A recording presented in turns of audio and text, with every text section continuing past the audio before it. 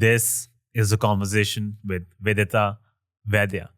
She's a neuroscientist and professor at the Tata Institute of Fundamental Research. She's one of the leading academics in her field and also the recipient of the Shanti Swarup Bhatnagar Award and the Infosys Prize in Life Sciences. In this conversation, we discuss her journey falling in love with the life sciences, biology, and neuroscience. We talk about nature versus nurture, her grandfather and grandmother's stories of the freedom struggle. We then talk about the initial period of brain development. How does the brain develop? What can impede it? How early life stress, adversity, and trauma can affect that brain development? We zoom inside the brain and see what happens when you take an antidepressant, when you take a psychedelic. And we also talk about some of the positive effects created in the brain by psychedelics. This is No Time. If you like what you see, then do hit subscribe on YouTube, follow on Spotify, rate 5 stars on Apple Podcasts. This project takes a lot of my time, money, and effort. It's my full-time job now. So if you'd like to see it continue, please consider making a donation on Patreon or Anchor. You can join as a member on YouTube. You can buy super thanks on YouTube, or you can leave gifts on Instagram Reels. If not through monetary channels, do consider sharing these episodes, leaving your likes and comments. All forms of engagement, they really go a long way.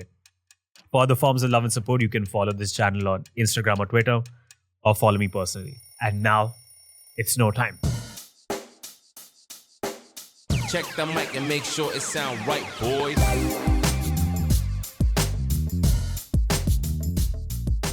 You grew up in a research center in did. Goregaon, and you were surrounded by a diversity of influences. Your father was a clinical pharmacologist, mother was an endocrinologist, uncle was a malaria parasitologist, a lot of logists. Your grandfather was a freedom fighter. Yes, he who was. even went to jail with Mahatma Gandhi. So apart from these interesting dinner table conversations, you were also surrounded by a lot of interesting research scientists. Every Wednesday, you used to go to this giant auditorium, mainly for the AC. Absolutely for the air Absolutely for the conditioning, AC, yes, but then yes. also on the side to listen to these talks by visiting professors and research scientists. So you had a lot of interesting influences and possible paths in life. And the first thing I want to start off with is, why do you think you were attracted to the life sciences, biology, and then later neuroscience? Amidst this cacophony of multiple paths you could take in life, what was so appealing about those subjects for you? So for me, when I was like a kid, I think the first thing I thought I wanted to be was a pediatrician. That's probably because my pediatrician was super nice. Okay. And she used to give out like a lollipop at the end of every visit. So I was like, this is great. You know, this is a inspiring, wonderful lady. She was amazing. That lasted for, I think, a year or so. And then I think it was about 9 or 10. I don't know if what I watched or I read. And I decided that archaeologists sounded kind of cool. So I had this brief moment of thinking, wow, it'd be so cool to go on a dig and discover, past civilizations, and why not? et cetera, et cetera. Maybe my pre-Indiana Jones phase of fascination. And then I think by the time I was 13 or so, I kind of began to get interested in the idea of complex behavior. And that was literally it is a consequence of that Wednesday afternoon, evening audience thing where the family members of the people who lived on that research campus got to go to this place to listen to talks or watch movies or whatever. And this couple came who had the Shankles. About hippopotamuses. And I could not even believe that somebody had a job that allowed them to essentially gallivant around, Africa, watching the behavior of these large, amazing, incredible organisms and how they interact with each other. And they were talking about aggression of these animals, that they're highly aggressive species and they're highly protective of their terrain and territory. And I was just fascinated by that. And I hadn't at that point made the connection between the fact that those behaviors emerged necessarily from the brain, because I was still just like a 6th, 7th grader. Hadn't yet made that full connection because barely learned anything about the human body. I knew a little bit from my parents and those dinner time conversations. But I think my uncle got me a book called The Brain, which was actually really... Richard Haystack one. Yeah. Yeah. And which is a really well-written book, meant for like a lay audience and written like a little bit of a discover your own brain sort of. So I was really fascinated by that, and I read that, and then I was like, oh, this is kind of cool. By which point in time, everyone thought that I was just automatically going to become a medical doctor.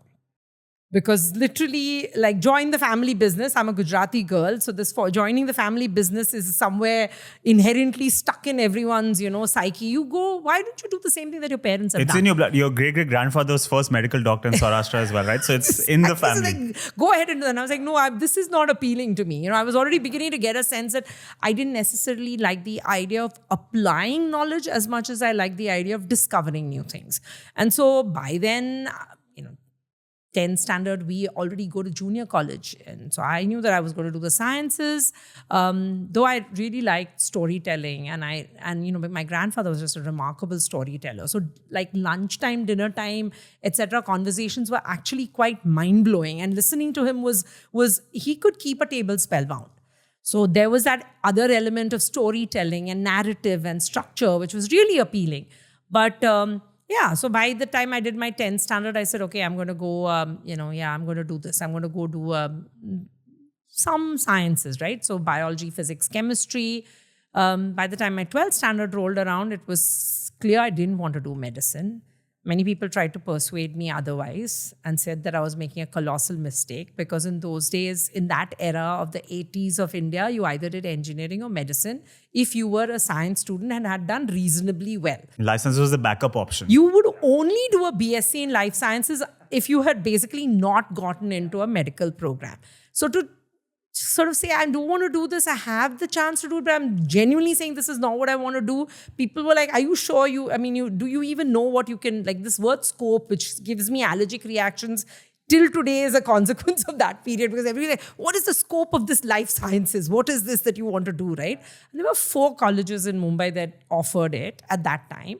And I said, no, this is what I want to do. And so, I went to Xavier's, spent 3 years of my undergrad there. I've never regretted that decision, ever. In the book, Leelavati's Daughters, you have written an essay where you say, when my parents talk of my childhood, the usual refrain is not about whether I did well academically or whether I was an adorable child, but that as a 4-year-old observing a caterpillar dangling by its own spool of silken thread, I asked, how does it know how long the thread has to be for it to make a perfect little home? I'm sure many children have said similar things, but that my parents wear this initial proof of my scientific temper with pride is perhaps a reflection of the milieu in my home growing up. Given this, it was very unlikely that I would end up as an investment banker. I've been a very bad investment banker, that's for sure, yes.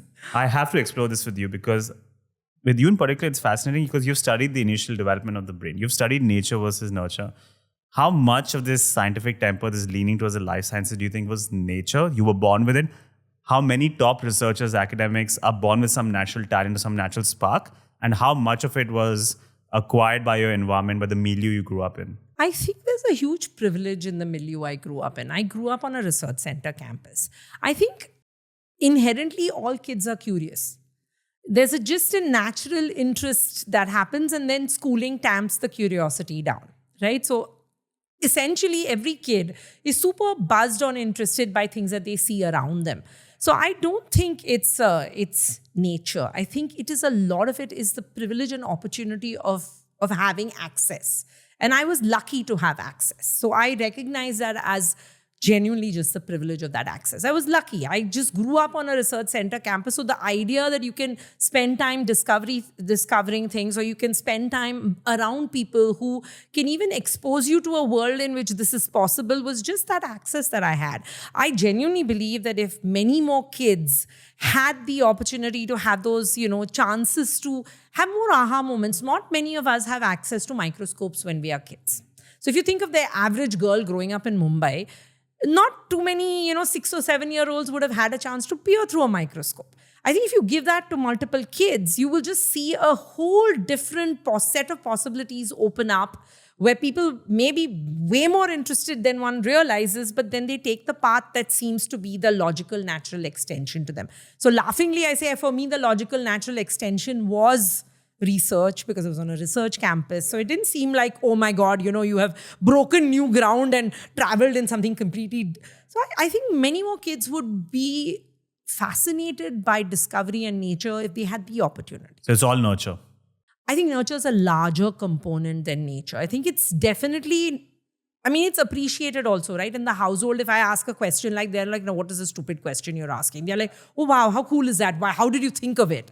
So it's also what you get as feedback. I mean, every time you are kind of given the positive reinforcement of, oh, that's actually nice that you thought about it, you might say, oh, then I'm ready to ask the next question and the next question, because it's actually getting that echo of appreciation. So I think we underestimate the impact of those positive strokes and reinforcements from people around us in that early decade of life. Noted. So if I want to be a top researcher, I need to be born in a research center in Goregaon. Okay. No, I would love to flip it to say, I think we need to give many more kids those chances. Yeah, create that environment everywhere. Just create that in multiple locations and let that be something that people kind of actually may think of as an, possible path for them, which more often than not, parents are often tamping down things by saying, hey, I don't know if this is a sustainable, viable career. Are you going to be financially stable? Is this all those questions that come up so much earlier than they should? I mean, they're inevitable. They're important questions. There's no taking away from them. But let a kid have a chance to just dream big in that first decade at least, before you start putting practicalities in too quickly. Okay, let them dream. You brought up your grandfather was a great storyteller. I have to take this digression now. He was part of the freedom struggle, went to jail with Mahatma Gandhi. Your grandmother was part of the Prabhat Fairies as well. I have to ask you, you've tweeted once that some of my earliest memories are being tucked by my grandfather's side listening to his stories. What are some stories that you remember that stick out to you?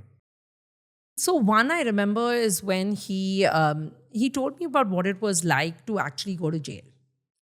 Right? So I asked him, because in your mind, when you're a kid, you play chore police. This is what we used to play. And then you're like, you always want to be the police to catch the chore. That was always the more interesting role than rather being the chore running away. So I actually asked him, like, what was it like to actually spend a few days in jail? And they all spent. I mean, he was one of a mass of people that went in. When Gandhiji went in, there were a mass of people that would have gone and spent time. And he was in Saurashtra at that point in time. So he said, it's very hard, because at some level you have been taught continuously that this is an indication of something that you have done wrong. But when you're standing up for something that you believe fundamentally is right, and yet you find yourself in a situation where you might have to face consequences that are structurally in your head associated with crime or associated with wrongdoing, how do you hold true to what you still believe is the correct moral principle, which in his mind, of course, was the freedom struggle, that, Quit India movement, etc. He was a young man at that point in time, and, with kids already in the mix and responsibilities. And he had lost his first spouse, actually, who passed away from tuberculosis. So he had raised two young girls, 5 and 2, without his spouse before he got married to my grandmother at that point in time, the second time. And so with that load of responsibilities, to still have the courage to stand up for something that you believe is right and face the consequences, it was very inspiring for a young person to listen to that sort of courage of conviction. I think if there's something I saw in my grandfather was, once you believe that you are taking the path that is the right path, you follow it. And you sign on to accept some of the consequences that come with it, because there will be consequences to choice. Is there a particular story that you remember? I mean, I remember him talking about how they all switched over to khadi. That was one, because my grandmother talked about it. I mean, there are many stories. There are stories of, there's a letter that we have from Gandhiji that was written to him when he was in jail, which we all consider one of the most prized possessions of the family. It has been kept, preserved. My dad showed it to me as a kid. It's a big deal. This is someone that you thought of growing up as someone you saw on the rupee note. To see the signature on a sheet of paper that is addressed to him, it's a huge deal, right? So as a child, that had a massive impression on me. He talked about many things. He talked about the locusts. This is a story that I remember really well, because now you don't hear about it. You never hear about locusts swamping into farmlands and wiping out the entire farm.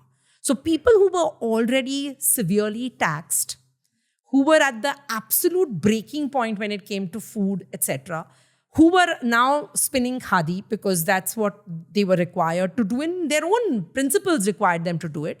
And you were a hand-to-mouth existence. And then there is this thing he described about how the sky became black.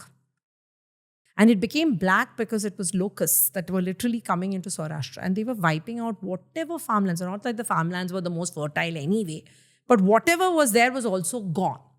And so he talks about how, he talked to me then about, I remember him and my grandmother both saying this, that with very little, you still can feel that you are doing a lot, because you're collective. It's a collective sense of movement. There's a sense of, it's not just you who's standing up for something, but it's the movement of the mass together. So I remember that. I remember the story about the fact that there are locusts that can make the sky go black.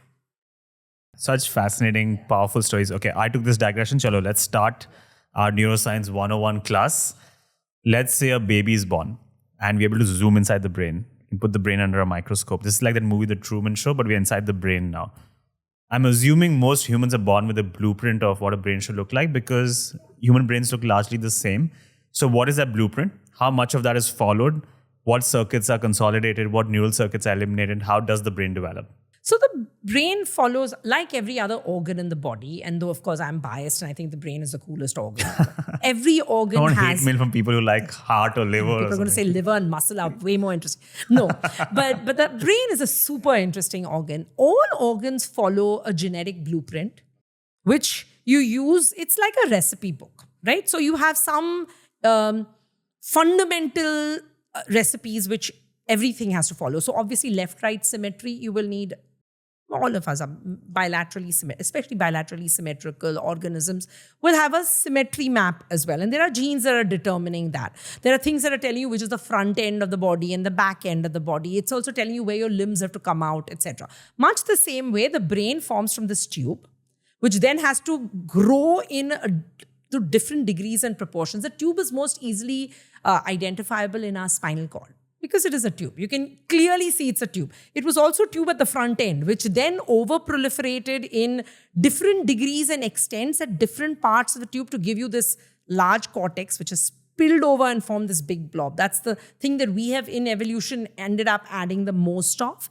But basically, it's the tube proliferating and then setting up structure. And so structure is emerging from cells dividing, which then go through folding, etc.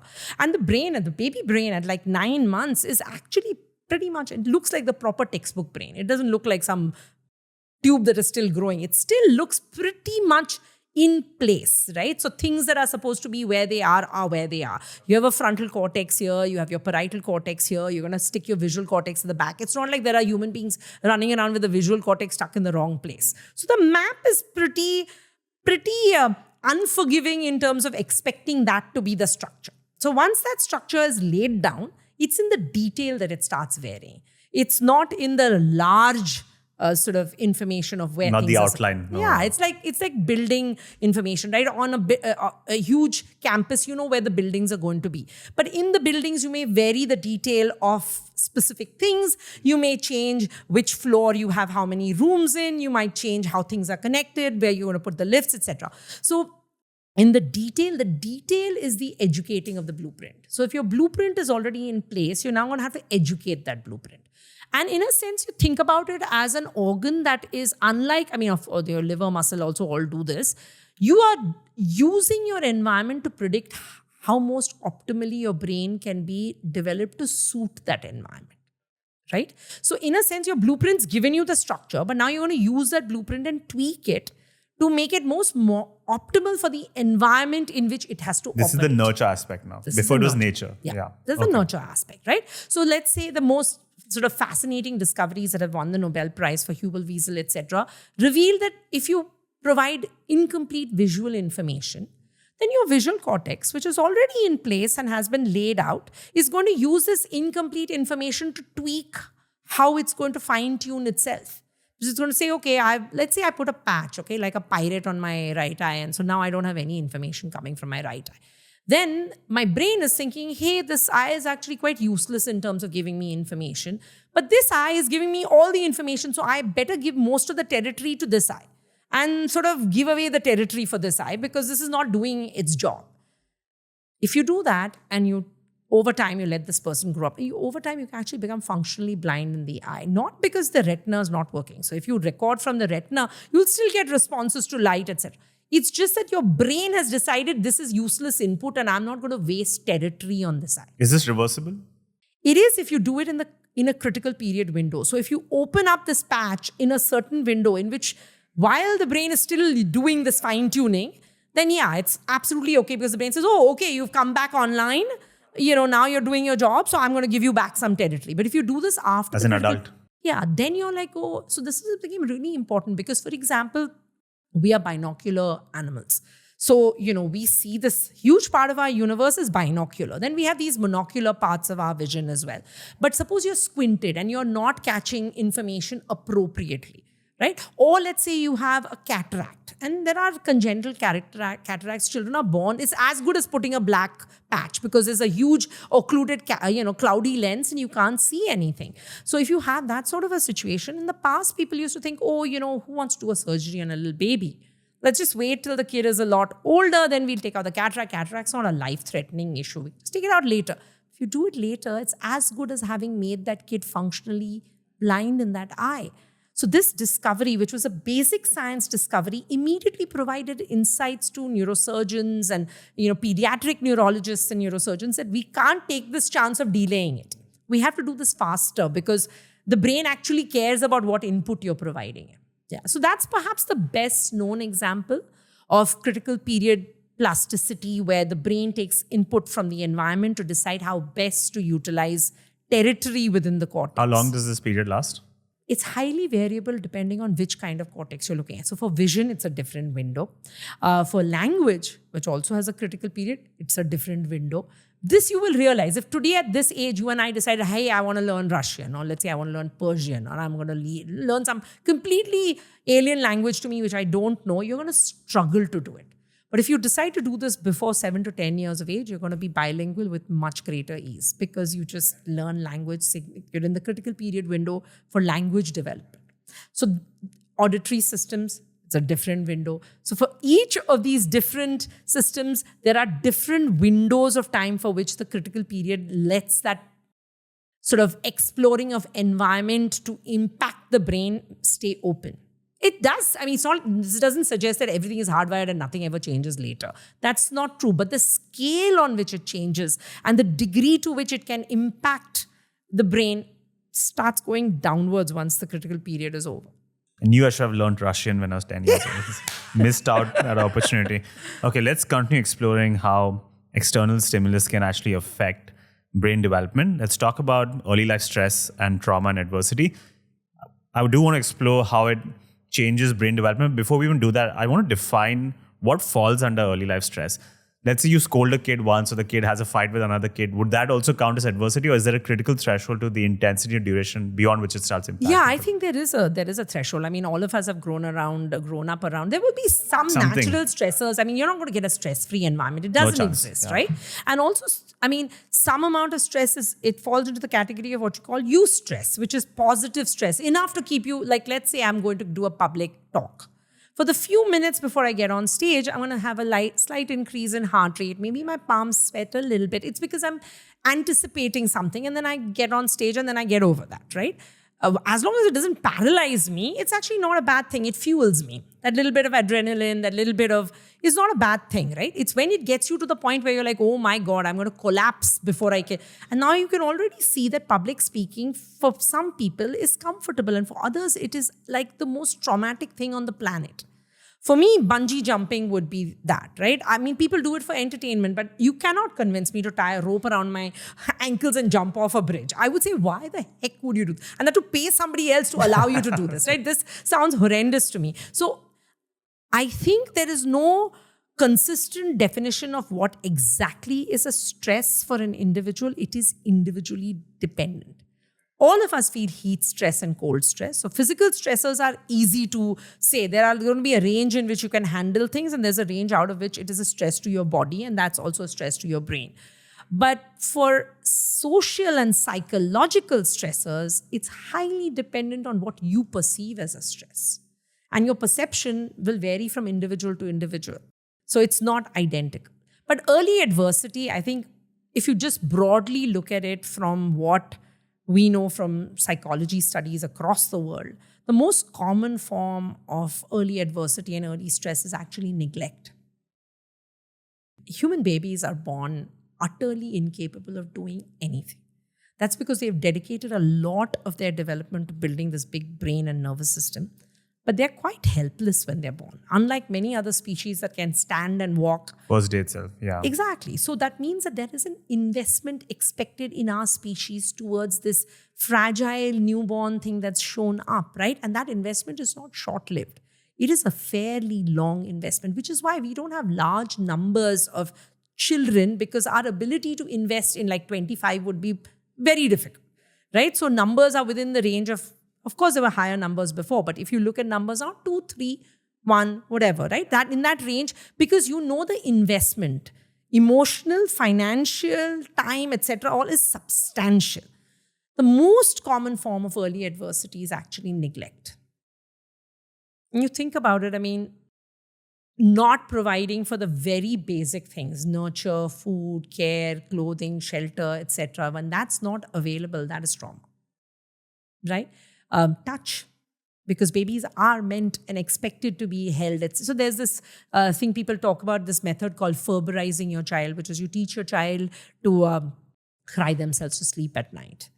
And I fundamentally think what you're teaching that child to is that your cry is not going to be important enough for me to take notice of it and respond, which is a message you're basically training that brain to say, if I cry myself to sleep, I've basically got myself to the point where I'm hopeless and helpless and no adult in vicinity is going to respond to my cry. But yes, of course, it doesn't necessarily mean that you don't allow the kid to cry for a few minutes.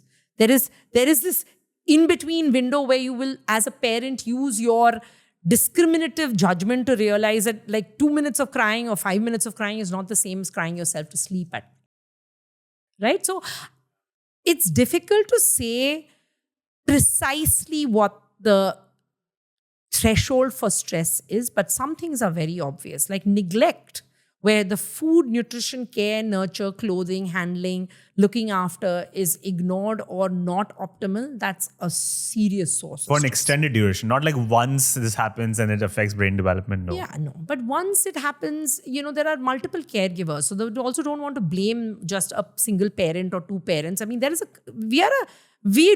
this raising a baby by a village is actually a true thing. There are multiple caregivers. There could be someone who's going to like a daycare or going wherever. There are multiple adults who have responsibility for this helpless being.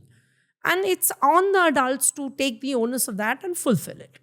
That's defining stress. So let's say the child faces some form of neglect or early life stress. How does that actually affect the brain? So let's zoom inside the brain again. Yeah.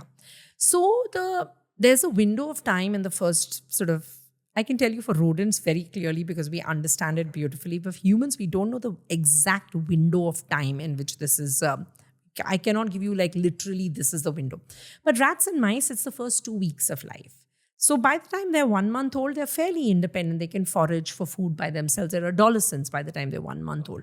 So for that species, it's the first 2 weeks in which they are highly dependent on parental nurture. Depending on the species, it could be either both mother and father, or depending on the species, sometimes it's just the mother, the dam, which is what they're called. So whoever the caregiver is has to provide all access to nutrition, first and foremost, but warmth, touch, stroking, nurture, staying in the nest, etc. are all critical components, right? And if you don't provide that, the brain starts sensing that there's something not quite right in terms of course, nutritional deprivation is a serious problem. But let's say even if nutrition is provided, but nurture and touch and care is not provided, the brain detects the absence of that, likely through a small peaking of stress hormones in the body.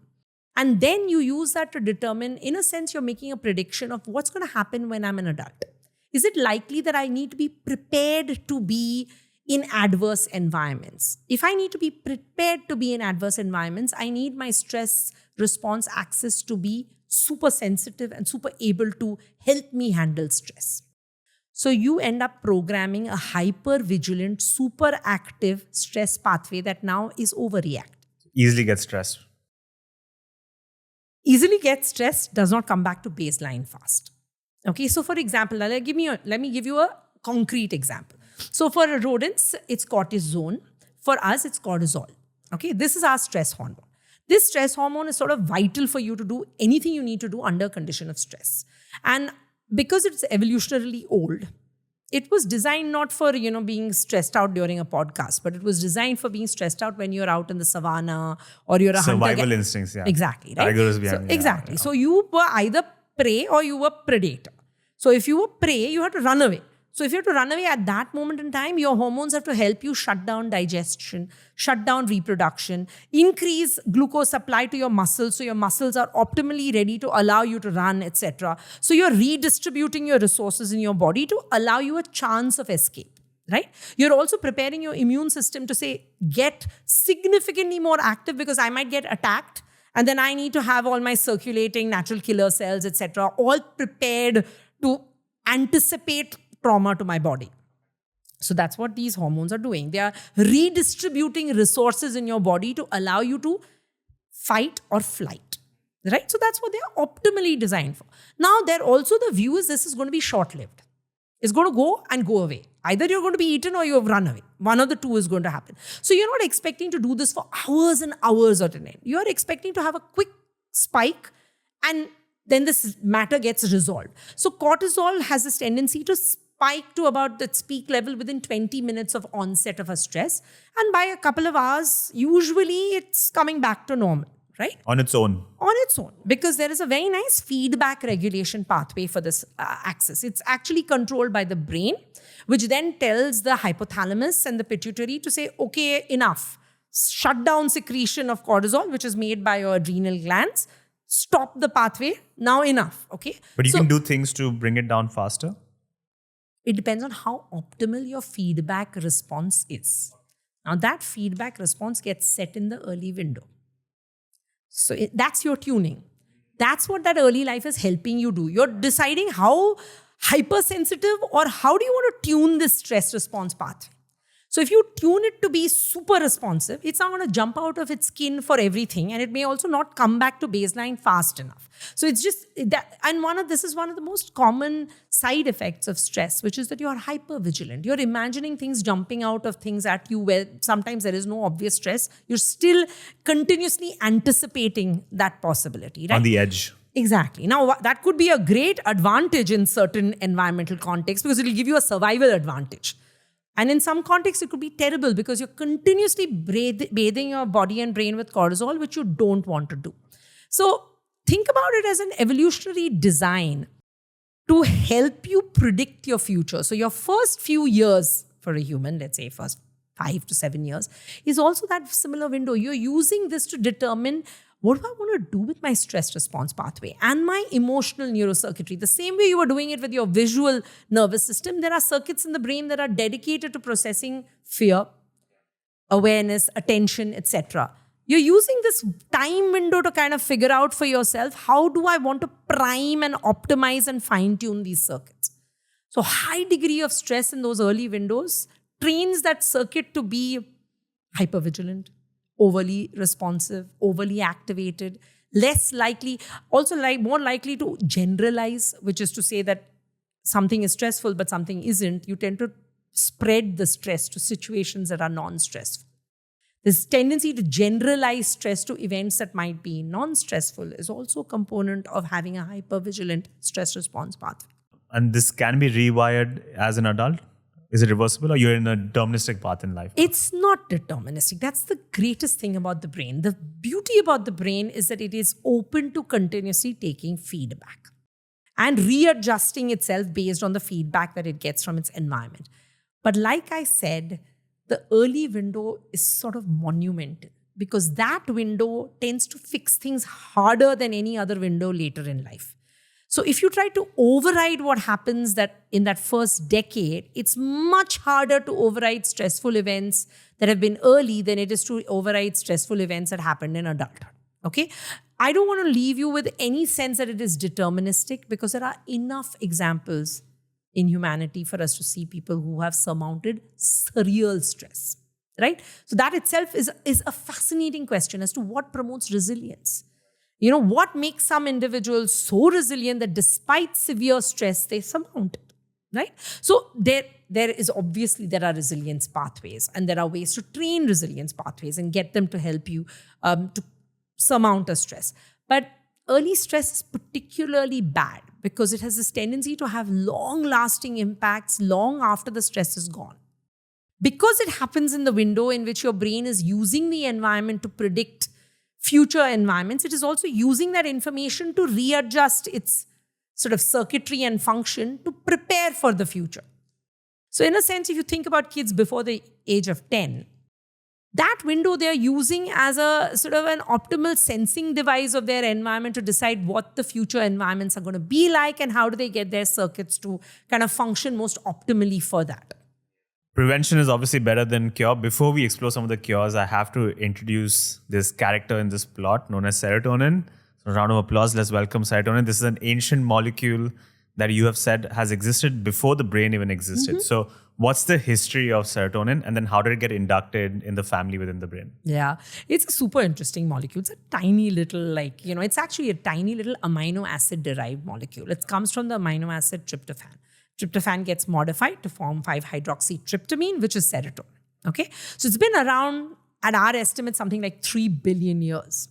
So it's long before anything that looked like us was on this planet, long before anything that even had a nervous system was on the planet, right? So it's there at the very earliest. So part of that primordial soup that was happening when Earth was, 13 billion years ago is like the Big Bang. But like when Earth was around and we had, the first forms of organic matter showing up on this planet, you had along with it this molecule also in this cooked up mess of organic molecules and organic matter. But I think it becomes super interesting, and this idea was first put forth by a really interesting serotonin pharmacologist called Ephraim Asmitia, where he has an article he talks about the relationship between sunlight and serotonin. And he talks about it from the point of view that for all life to exist on this planet, you need to have the ability to trap light to convert it into chemical energy of food. Okay, that's the only way we get our nutrition, right? So plants, without which none of us would be here, have this phenomenal ability to take light energy and do photosynthesis and generate food, which all of us, all species consume, right? So now in the process of doing this, they have to have the ability to trap the sunlight, which is then going to get converted into some chemical or the other.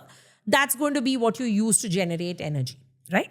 So the way this happens is you have tryptophan is a light absorbing amino acid. And it's part of those molecules that do photosynthesis. It's part of the big proteins that are part of the photosynthetic centers. It traps the light, it makes food. Eventually, this is glucose. That glucose you and I are going to eat in some format, and we will use oxygen to burn it. And that's what's going to give us our cellular respiration that provides us the ATP to do anything that we want to do. Can't even move a muscle without it, right? So essential energy currency for evolution of all species on this planet.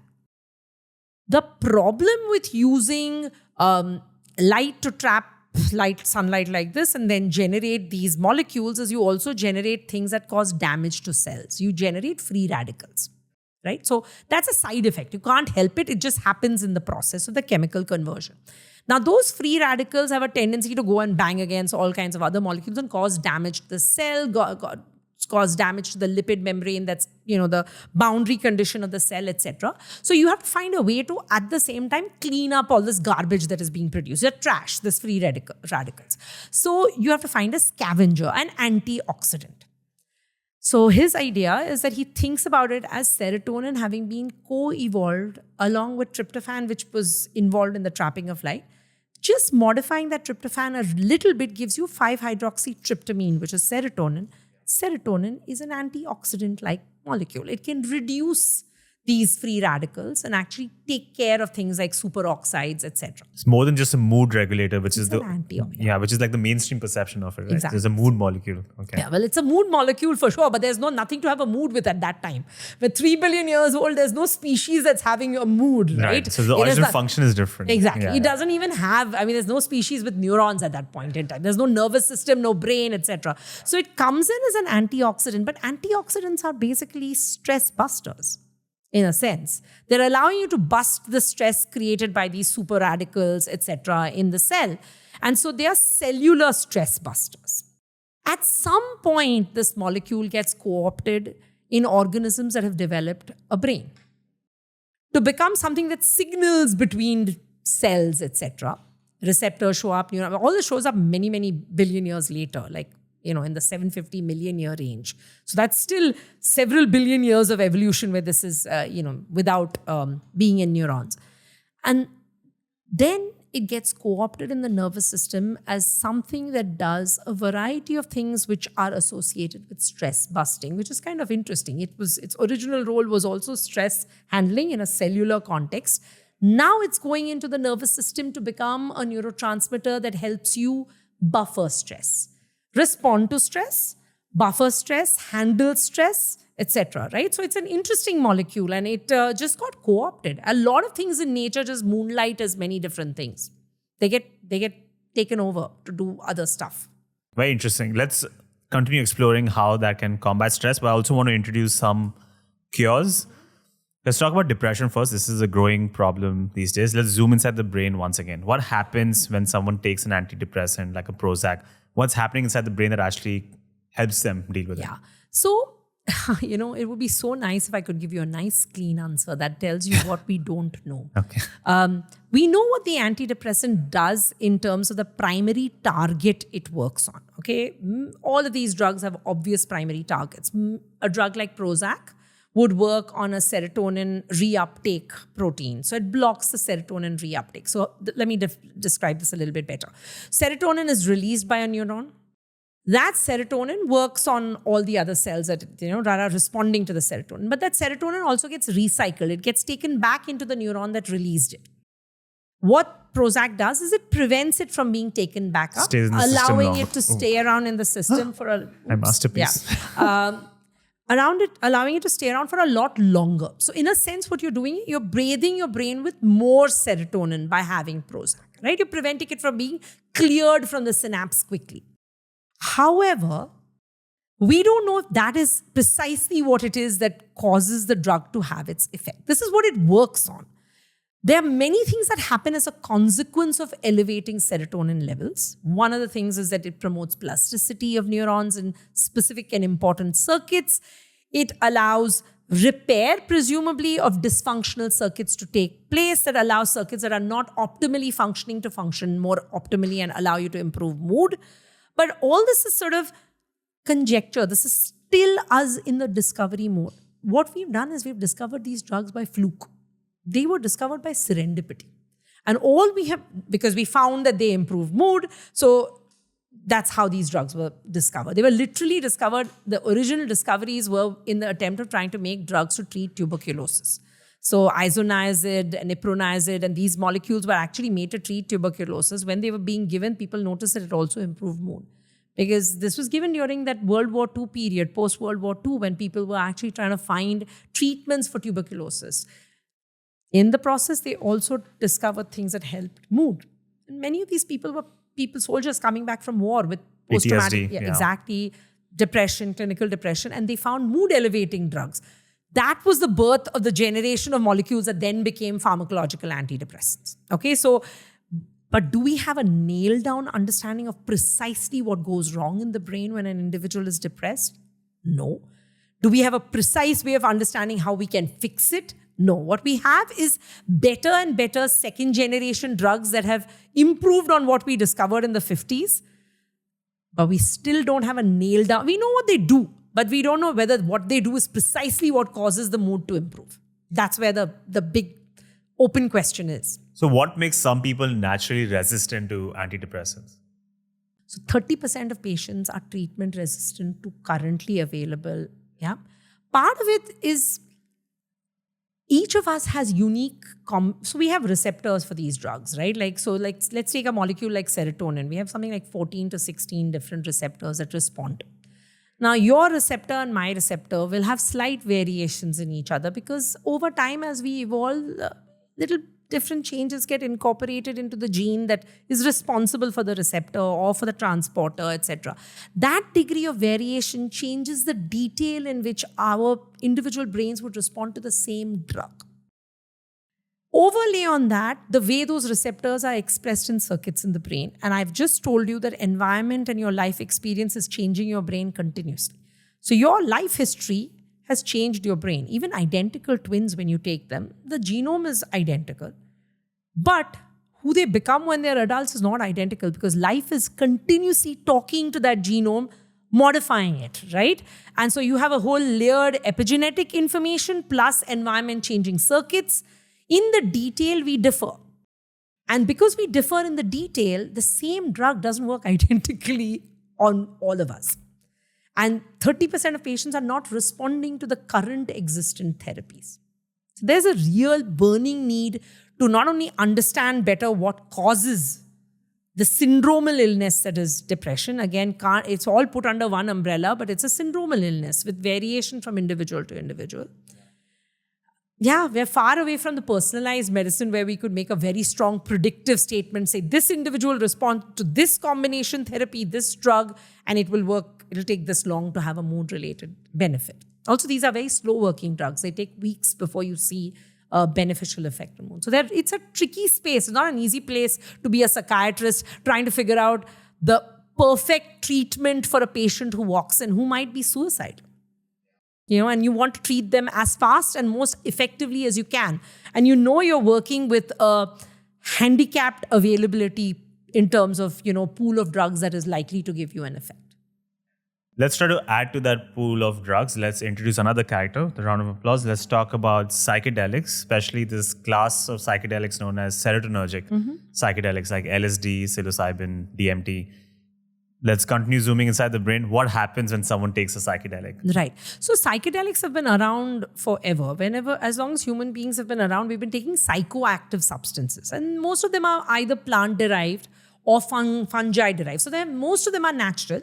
Some of them are synthesized. LSD is a synthesized molecule that was inspired by a naturally derived ergotamine from a fungus. These molecules that exist in nature many of them hit the serotonin receptors. Not just one, they hit a few, okay? And with different degree and different affinity, and that's variable from drug to drug. Now, these drugs, when they hit these receptors, as a consequence, impact circuits in the brain and change brain states and the way the brain is functioning. So one of the things that they do is alter our perception of reality and alter our perception. So for example, you may see something that doesn't really exist in the real world. Anyway, in any case, you and I are agreeing to what is in the room right now. The shared right? network effect. We have a shared understanding of the fact that this is a bottle. You and I will agree that this is sort of a teal, blue, green kind of a color. Depending on if we're not colorblind, we can kind of... But if your brain now perceives stuff that isn't there, for your brain it is there, because your brain is actually having a perception of, let's say if I tell you there is a glass here of Diet Coke with ice, you're going to say, no, there's nothing here, because there isn't. But if my brain has constructed the image of this glass with Diet Coke in it, for my brain it does exist. I'm hallucinating. This is because that receptor has been... It's because I've triggered some circuit in my brain that has given me, in my visual cortex most likely, which has given me a percept of an object which doesn't exist, right? But my brain is eventually perceiving that object. So for my brain, that object is there. I give you an example of a visual. I could have auditory hallucinations where I hear things that are not there. I could have somatosensory sensations where I say, oh, there are spiders running all over my arms, but there are no spiders. Now, what is happening is your brain is perceiving things and your brain is activated in the absence of an obvious sensory cue. So your sensory cortices can get activated. You can also have broad activation of multiple circuits that shift your state of awareness of the world, right? You may imagine you're floating, which we know we're not. But you can have that out-of-body sensation or a change perception or synesthesia where you start hearing colors and seeing sound, etc. So these are extremely potent drugs and they have the capacity to work on diverse receptors which are distributed over multiple cortical circuits. And as a consequence of that, they can shift both sensory awareness, but also awareness of other things in the environment and also one's own internal perception of oneself. So interoceptive things that we consider internal perception of our own internal state can also change. And because there are such broad effects, it's a little hard to predict what will happen to an individual when they take a psychedelic and exactly how they will respond. So, right, it's a little hard to make that predictive statement how that drug is going to work on. So, some people have really bad trips. Some people have good trips which they'll walk away from feeling like they have had some profound insight. Some people are horrified and traumatized because they have had a sense of impending doom. It's been a terrible experience. And also depending on the drug, how long it lasts in your system, how quickly it's cleared, how long this will change, what are your environment conditions in which the drug has been taken. So these drugs have been around for a long time, but they're very potent. And so they deserve a fundamental degree of respect that any molecule that is this potent should be given, right? If something has a capacity to fundamentally change your state of consciousness, you should give it the due respect that any such molecule should command, right? I think that those molecules are fascinating because they allow us access into understanding brains and nervous systems in a way that we have not had so far. They're also capable of changing mood states. And so they are well worth exploring from a research perspective and studying well and looking at carefully, because there are examples of both anecdotal as well as from clinical trials where they've had a positive impact on individuals who are clinically severely depressed or have PTSD or have substance abuse, for example. Someone who's an alcoholic but under the influence of a psychedelic has then actually been able to be weaned off that state. So what happens when they take a psychedelic? So, are you combating early life stress that we spoke about? So we don't know if psychedelics combat early life stress, but psychedelics enhance plasticity in the brain. So in some sense, there is this debate about whether psychedelics reopen a critical period plasticity-like state in the adult brain. Oh, like you're young again. Like your brain is in principle capable of more change than it would have been and more ability to reorient and rewire circuitry under the influence of these drugs. But now that tells you that you're taking the brain back to a little bit of a tabula rasa where it has a room to go. Blank slate, yeah. Yeah, so now that does not tell you which direction it will go in. It just tells you that there's more available plasticity. I think they're molecules that need to be given their due respect and caution, but they should be studied. They absolutely should be studied because they're potent and they may open the window to a generation of potential future treatment that could be path-breaking, because we really have a missing ability to really treat several psychiatric disorders well. We don't have excellent treatments for a number of psychiatric disorders. There's too much treatment resistance. And it's an emerging and burgeoning need. Given the world that we have and the complexity of the world we have, depression rates, generalized anxiety rates, substance abuse rates are going upward rather than downward. You spoke about the need for researching psychedelics. In India, there's a blanket ban on all forms of use. It's even for research purposes, very tough to get licenses. I think it's a no-brainer that obviously you should be allowed to use psychedelics for research purposes. But what about recreational use? So I think that all that I told you should act as a cautionary tale against recreational use where you don't know what the outcome is going to be, right? It could be a positive outcome, but it could also be a not positive outcome. There is a risk for psychosis-like or a psychotic break-like event that can happen in an individual under the influence of something like LSD or psilocybin. Plus, you also don't know what is precisely in the molecules that you are consuming. I mean, we are so careful about wanting to eat organic roots and fruits, vegetables, etc., because we're worried about pesticides. Whereas when someone gives someone a recreational drug, you have absolutely no idea what that cocktail of chemistry is that is being given to you. Unless you have the capability of saying, this is the dose of the compound that I have, there are no, other molecules in here, etc. Plus, you don't know your own brain's chemistry. You absolutely don't know how your receptors are going to respond. You don't know if you will be the individual that has that unfortunate, terrible trip with a psychotic break. So I would say that recreational use runs the risk of acting as a deterrent to a careful development of these drugs. And that's my worry, that they will get used recreationally. And because they're getting used recreationally faster than they should be, we might run into issues associated with that prevents these drugs from being more carefully looked at and more appropriately developed.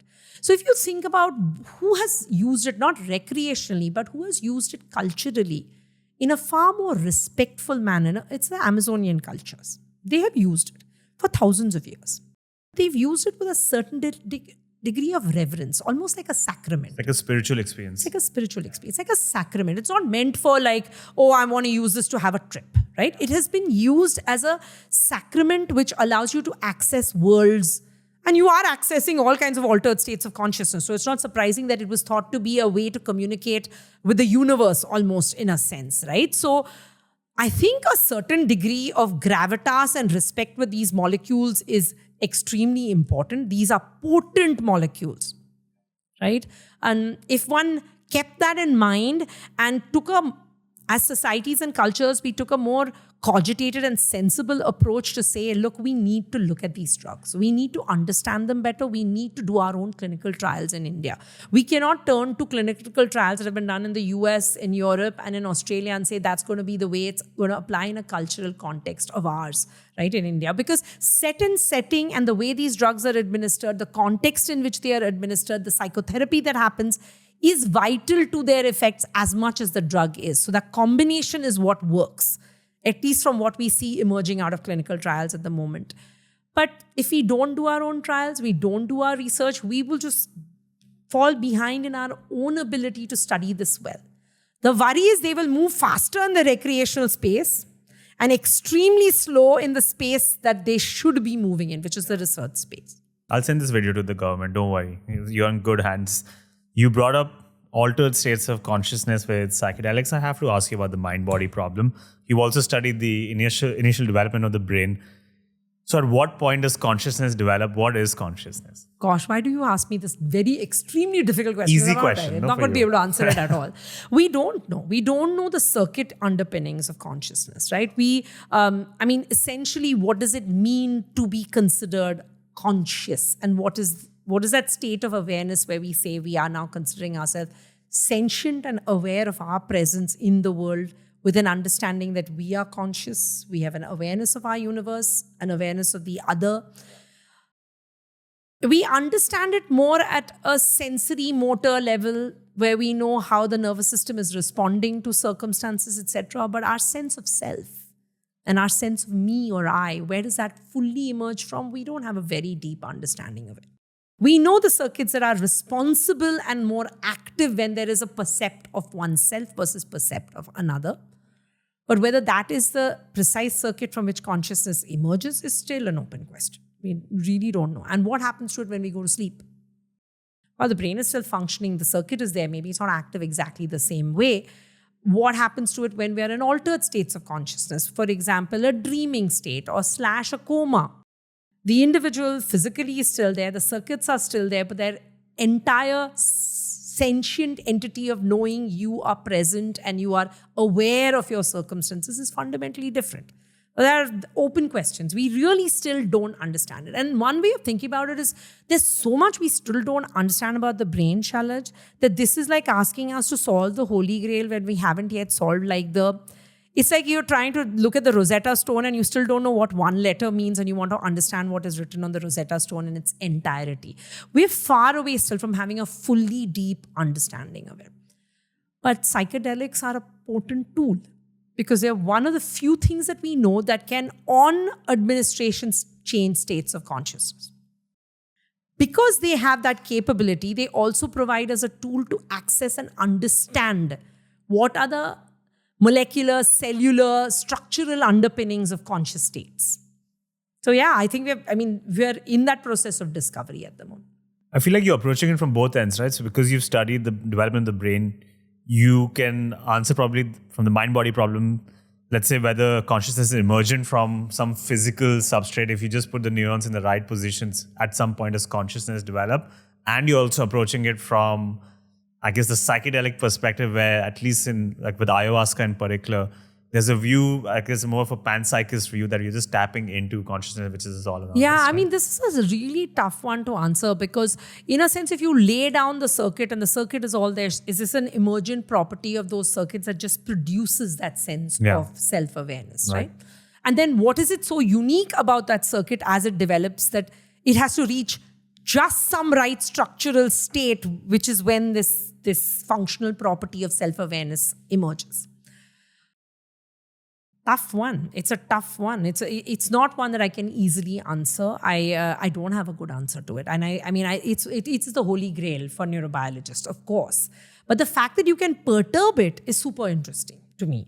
And these molecules, there's a reason why they're called the spirit molecules. And there's this beautiful book that's been written by Rick Strassman, which is called The Spirit Molecule, because these molecules are hitting the serotonin 2A receptor and other serotonin receptors. They're able to alter the state in which that entire network is. And that seems to be what shifts the state of consciousness.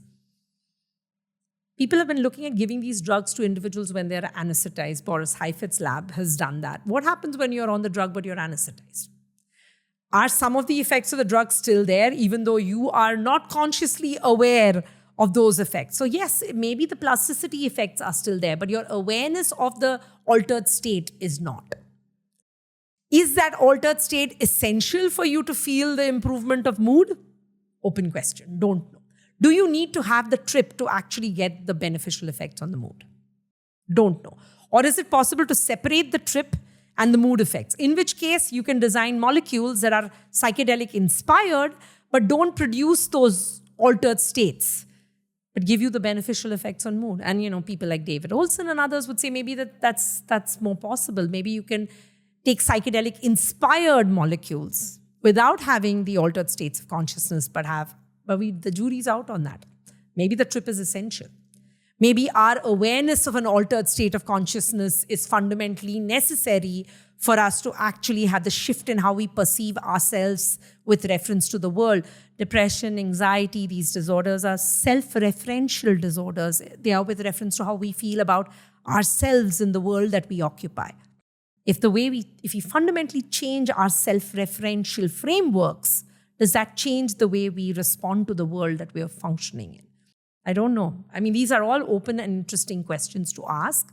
They are questions of relevance to psychiatrists, neuroscientists, therapists, multiple people, human beings. I mean, these are questions of interest to any human being conceptually, but we don't have good answers to them. So I can give you a hand-waving answer, but it would just be a hand-waving answer. We don't really have a good answer. Okay, you keep me posted. Send me emails whenever you find out. Yeah. I'm tempted to ask you another junk food question.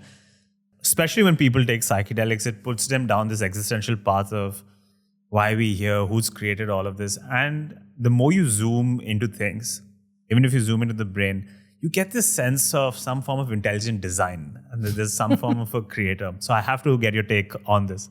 I mean, evolution is such a fascinating process that starting with these blueprints, you have generated this profound diversity, right?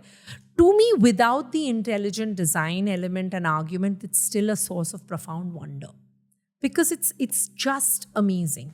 This inherent beauty that's emerged from what are blueprint-like structures, DNA, the way it formed, the way that DNA and RNA led to the generation of diversity of species and forms as we understand it. I think these are the mysteries of the universe, but these are mysteries that science has informed us to have the same sense of wonder about that we could have without having to create an intelligent design-like idea, which is that a creator generated this and that this was set up for us. It's still a profound sense of wonder without having that.